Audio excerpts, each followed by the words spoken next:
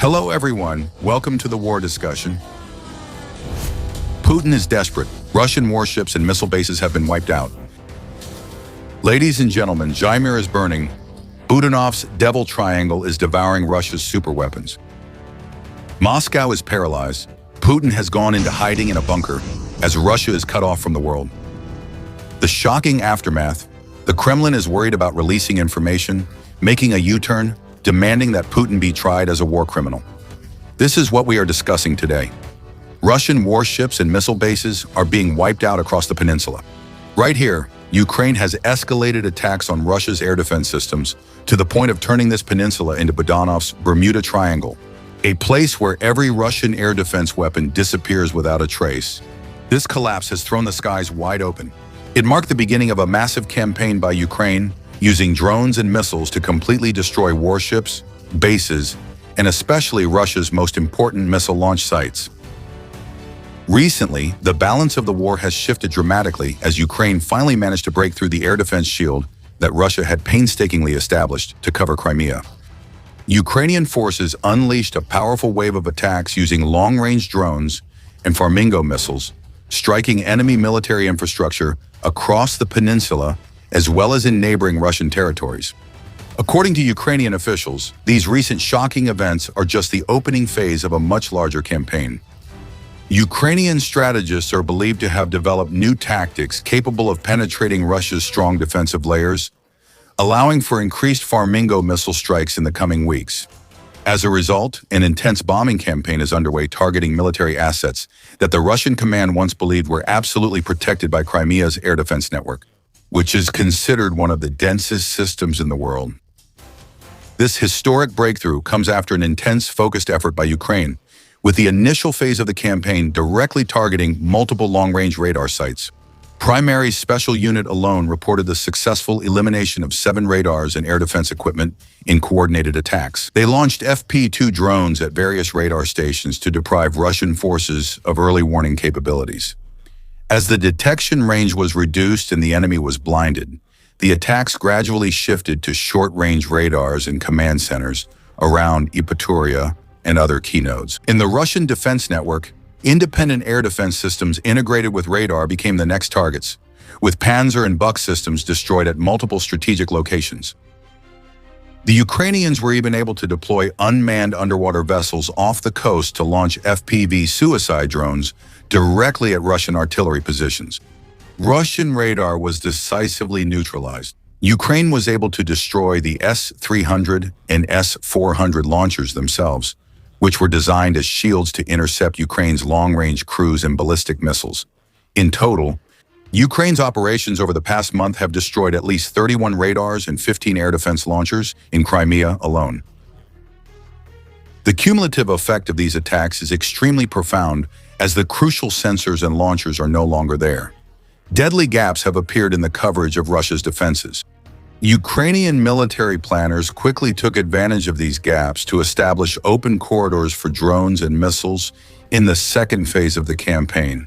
Russian sources continuously reported repeated and almost daily raids, with massive waves of drones approaching Crimea from various directions. The situation was made even worse by Russia's own communication problems, including restricted access to Starlink and disruptions to Telegram coordination channels. This only further complicated Russia's response to the firestorm. At the same time, NATO reconnaissance aircraft, including British and French AWACS planes, resumed patrols over the Black Sea to observe Ukraine's raids and help map out Russia's remaining defense systems for intelligence sharing initiatives. As a result, Ukrainian forces are now hunting not only for large missile systems, but also for mobile fire teams, which are Russia's last line of defense against relentless drone attacks. Once the goal of neutralizing air defenses is achieved, Ukraine moves to the third phase of the campaign, directly targeting Russia's naval and missile infrastructure around Crimea and the Kerch Strait. Ukrainian drones have destroyed a Russian armored patrol boat near Zmenskoye, while separate attacks have struck oil transport ships in the Black Sea and damaged the relatively new Greek oil tanker Marjan near Novorossiysk in a missile strike. Ukrainian intelligence forces also carried out a complex operation in the Kerch Strait, The disabling of the Saslavianen ferry and the damaging of the Avangard ship, both of which were used to transport important military equipment back and forth, were also reported. In the same raid, Ukrainian drones attacked infrastructure at the Kavkaz port, a vital logistics hub supporting Russia between the mainland and the Crimea Peninsula. Other targets were also quickly hit afterwards when Ukrainian special forces attacked a Bastion coastal missile division. Meanwhile, additional attacks destroyed 2 Okhotnik patrol boats near Inkerman. Long-range drones also destroyed a BK-16 landing craft and damaged 2 B-12 maritime patrol aircraft at the Baturia Aviation Repair Plant.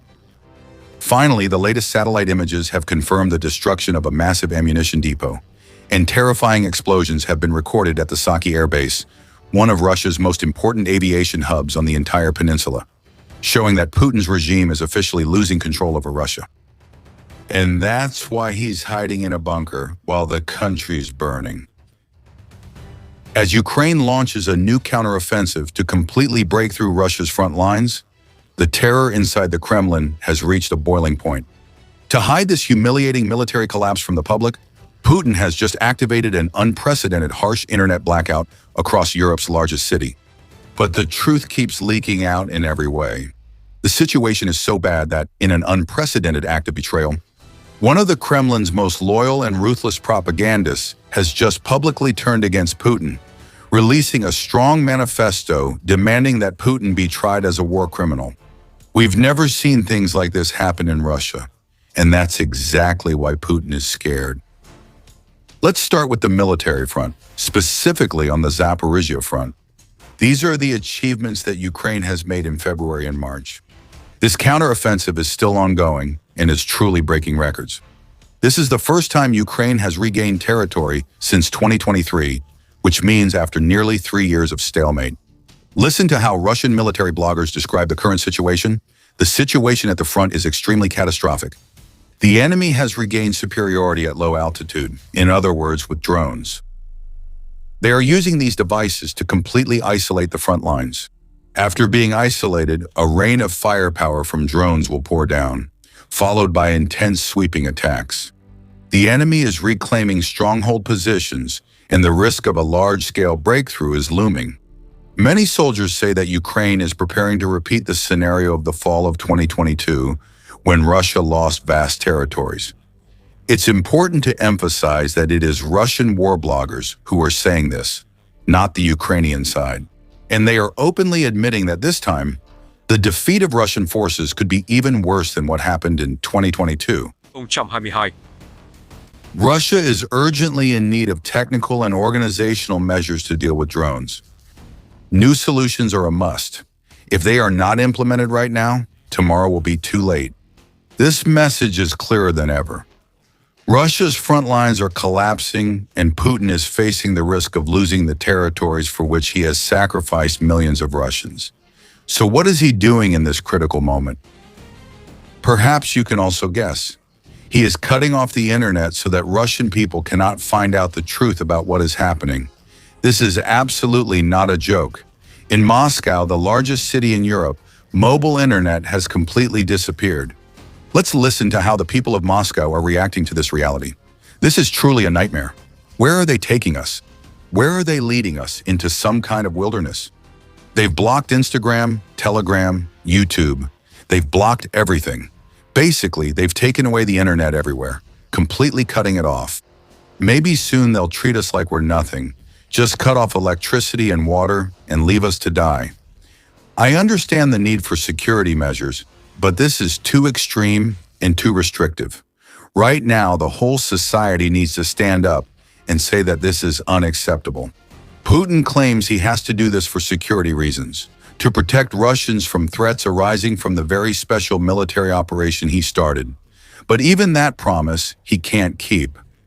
Most recently, the largest drone attack in history targeted Moscow, lasting more than 24 hours. The authorities had to close several airports. As mentioned, Moscow is the largest city in Europe with over 13 million people.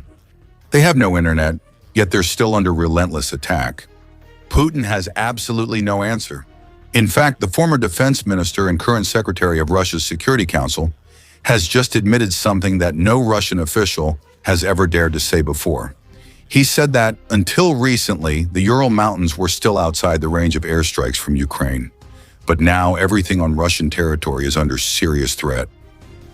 Everything is in the crosshairs, and all because of the war that Putin started. Now the question is, where is Putin? Just as you might expect, he is hiding. Putin has stopped appearing at the Kremlin. His last public event took place 9 days ago. This is one of the longest absences in his schedule since the beginning of the year. Rumors from Russia link this disappearance to what U.S. and Israeli intelligence are doing in Iran, how they track Iranian leaders before assassinations. Putin has seen what happened to Iranian leaders, and now he fears for his own safety. So he chooses to hide in a bunker while the Russian people have to endure all the suffering. Meanwhile, a member of the Russian State Duma, which is the Russian parliament, was asked a simple question: why is there no mobile internet in the largest city in Europe? And are we really going back to ancient times? Gave a shocking answer. I'm sure that if any Western politician said this, they would be dismissed immediately. Listen to what he says. We need to remember things that have been forgotten, like the city's landline phones. Many people still have phones at home, and it's time for us to return not only to mobile phones, but also to office phone calls. That's the kind of reliable wired connection. There may be more disruptions in the future. We are living in a time that is far from peaceful. Look at what's happening in the Middle East. All of this could spread to other regions.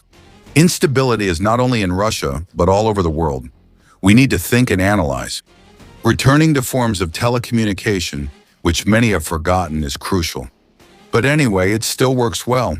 I checked it myself today, and in places without mobile internet or Wi-Fi, we should go back to old devices. Despite everything they're going through, Russian people still find humor in adversity. A Russian person made a very unique video about how he shares YouTube videos and short Instagram videos in this era. He goes to the post office, writes the video link on a letter, and then sends it to his friend. That's how social media sharing is done in the modern Russian style, going back to the old days. He says, "Let's hurry to the post office. I want to send some shorts to my friends. Oh, universe, please tell me if I'm on the right path." And that's right, thank you. Now let's see which way to go. Hey, did you hear the new song that just came out? It's called Call Me. There's nothing special about it, oh Lord. It looks like our taxi is over there. Not yet, I'll text them through the pager. This is house number 5 now, we need to head north. But this is when things get serious, because we're witnessing something inside Russia that we've never seen before. The Russian people are now openly demanding that Putin resign and be tried as a war criminal. A typical example is Ilya Varlamov, who used to be a very reliable pro-Kremlin propagandist. In fact, Ilya Varlamov was once such a passionate supporter of the Kremlin that he was willing to attack anyone who dared to criticize the regime. He used to relentlessly go after opposition members, those who did not support Putin and his party. But now everything has completely turned upside down. He just made a shocking statement, calling for Putin to resign and urging the Russian people to bring the president to trial. Let me read this declaration to you because it is truly astonishing, with 5 reasons why he stopped supporting Vladimir Putin. Things that everyone has thought for a long time, but no one has dared to say out loud. The first reason is that the war in Ukraine was initially advertised as a police operation, but in reality, it has claimed the lives of between 1 and 2 million victims. In 2014, many people supported the annexation because it was bloodless, and everyone believed that Putin was the one uniting the Russian lands. However, the outcome we received was brutal human wave attacks, deceiving contract soldiers with lies, and countless other terrible things. Anyone who has participated in this special military operation will confirm that this is a war with no way out, with enormous losses, and it could last another 5 to 10 years. Are the Russian people ready for that? While no one was calling for war against Russia, now this war is being waged solely to serve Putin's personal insecurities. Ordinary citizens gain nothing except painful losses. The second reason is the terrible destruction to Russia's economy and the well-being of its people. Sanctions destroyed infrastructure, and the loss of trade partners have caused trillions of dollars in damage. That money could have been used to build cities, schools, hospitals, or even completely renovate the entire housing and utility sector. But in reality, what was mostly built were palaces for the president and his friends. Before the war, this country, despite having the world's richest resources, already faced economic problems that forced tens of millions into poverty. The government became so unhinged it even seized people's livestock, as recently seen in Nopris. The third reason is the suppression of internet and media freedom. Ironically, back in 2017, it was Ilya Varlamov himself who asked Putin a question at a media forum about the development of the internet in Russia. At that time, Putin promised that Russia would not follow the path of China, but that was a complete lie. Putin himself does not use the internet, which is considered a disgrace for a head of state. One notable detail is that Putin also does not use a smartphone because he is too afraid of being hacked. So he mainly receives news through reports from people in his inner circle, such as the Minister of Defense. This is an extremely serious problem because these people almost never report bad news to Putin unless it is absolutely impossible to hide it anymore. That means even when Russian forces are being pushed back, Putin might not even know because he doesn't have internet access, and the people around him all have their own reasons for not telling the truth. The fourth reason is the length of time Putin has held power. He is 74 years old and has been in power since 1999 for more than 26 years. That's an incredibly long period of time. It's clear that Putin plans to stay on the throne for at least another 150 years. As we know, absolute power leads to absolute corruption, and if it lasts indefinitely, even someone who is morally perfect will become corrupted. Putin wasn't always like he is now, but everything has its limits, and Russia needs a new, more modern president. The fifth reason, Putin doesn't respect the voters and doesn't want to listen to them. Just look at the recent end-of-year direct dialogue event. It was basically a staged circus, because this president clearly no longer cares about domestic politics or the concerns of the voters. He hasn't read Telegram channels for a long time and doesn't care at all about the daily outrage of the people. Putin only wants endless wars where his children and relatives never have to participate. He doesn't want the internet or high salaries for the people. As for the opposition, it simply doesn't exist. For 26 years, Putin has always talked about the importance of criticizing the government. But can you name a single deputy or public figure who... There is anyone? Those who dared to try were labeled as foreign agents, forced to live in exile, or are already in their graves.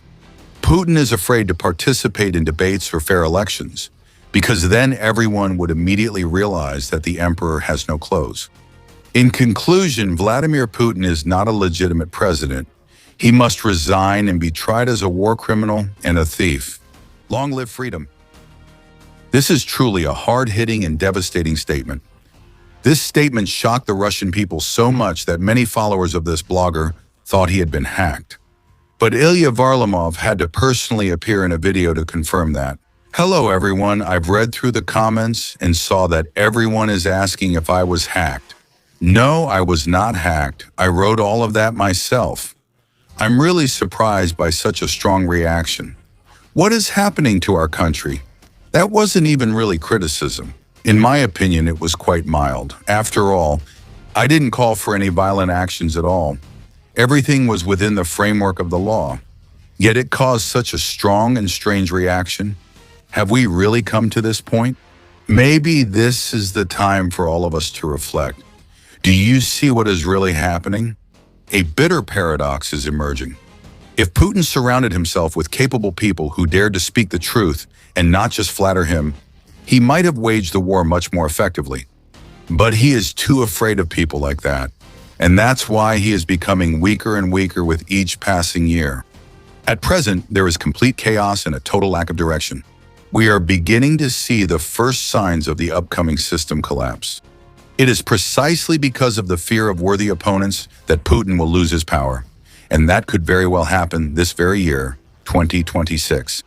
While the whole world is focusing its attention on Iran, the situation in Russia is also becoming extremely dramatic and unpredictable. In your opinion, Is the public betrayal by close associates like Ilya Varlamov the starting shot for the collapse of the current political system?